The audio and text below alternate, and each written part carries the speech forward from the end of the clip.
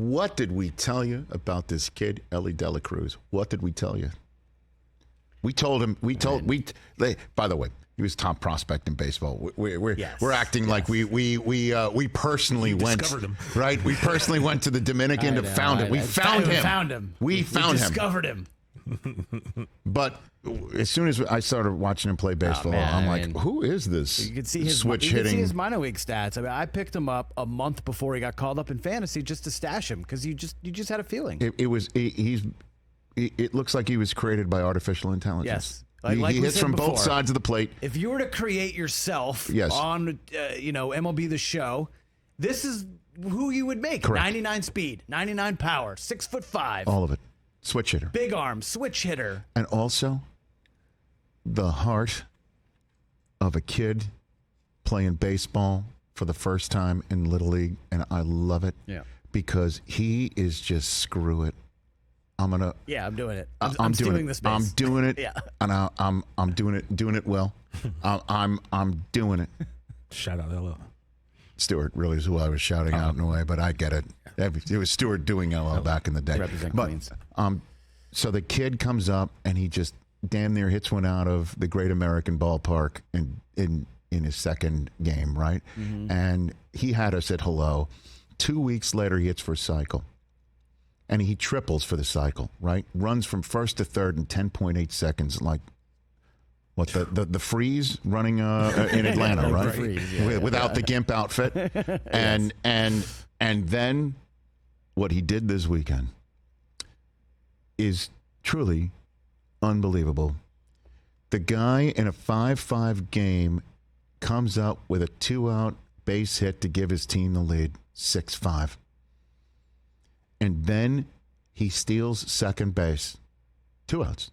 Steals second base. Not supposed to do that, but you're Elly friggin' De La Cruz. He hasn't been thrown out this year. The one thing you're not supposed to do is make the last out at third base, right? And he steals that too. The announcer of the Reds, John Sadak, has been having so much fun calling this guy, and why not? He's on our show tomorrow. This is what happened. He hits that base hit, then he steals second, and then unbelievable. Go for it. He takes off again. Pitch down and in. Fade throw. There's no chance.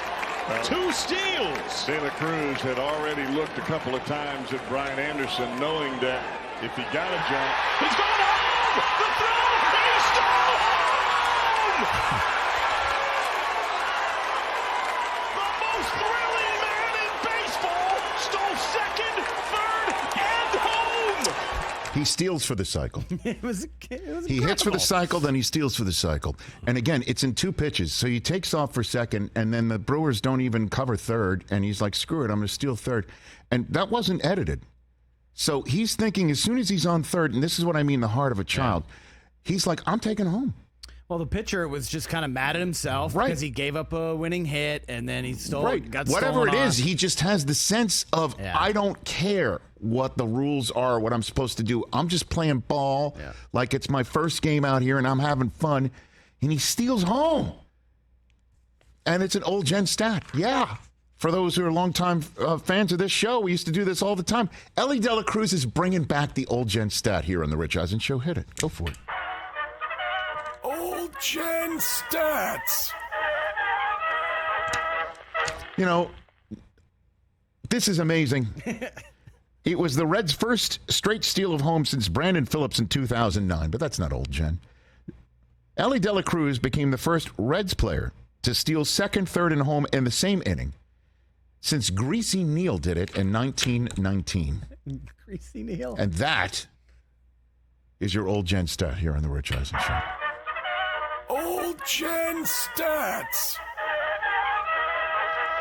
According to OptaStats, De La Cruz became the only Major League Baseball player to steal second, third, and home with the same batter at the plate. Again, he did it in 2 pitches since in the last 50 years.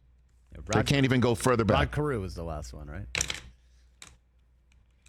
Guy's amazing. Send him to the All-Star Game. There's a word star in it for a reason, and this guy is a bright, shining star, to use a phrase of somebody who used to work in Van Nuys, California, because he's doing the same thing as that guy. He's just putting it right on the table. I said those words. Thwack.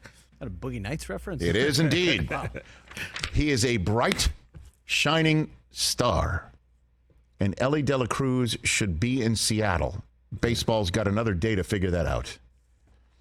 Jeff Passan's going to be joining us. And again, to me, we should have the commissioner have a choice. And I understand leagues don't really matter anymore because everybody's playing everybody, you know. One in each league, the commissioner goes, that kid's coming. You could say that player doesn't have to be a certain age. Like that player a few years ago would have been Bartolo Colon, right? Let's get him in the All-Star game because everybody's fascinated at this big dude who can homer sometimes and throw the way that he's throwing. Anything to get eyeballs on the game. If this is supposed to be about showcasing the game, getting eyeballs to the game, showing how to play the game with fun players having fun. And that's what this is about in the 21st century. When you got all different things you can do, different sports, different shows, different apps, different streams, different threads now, you know, like you're trying to battle for eyeballs. The commissioner should have a choice to say this person is coming to the All-Star game. I don't care when they came up. Everybody's talking about this player, and it is my choice. They're coming. Elly de la Cruz should be right in the National League lineup on Tuesday night, and I would be watching. Let's go.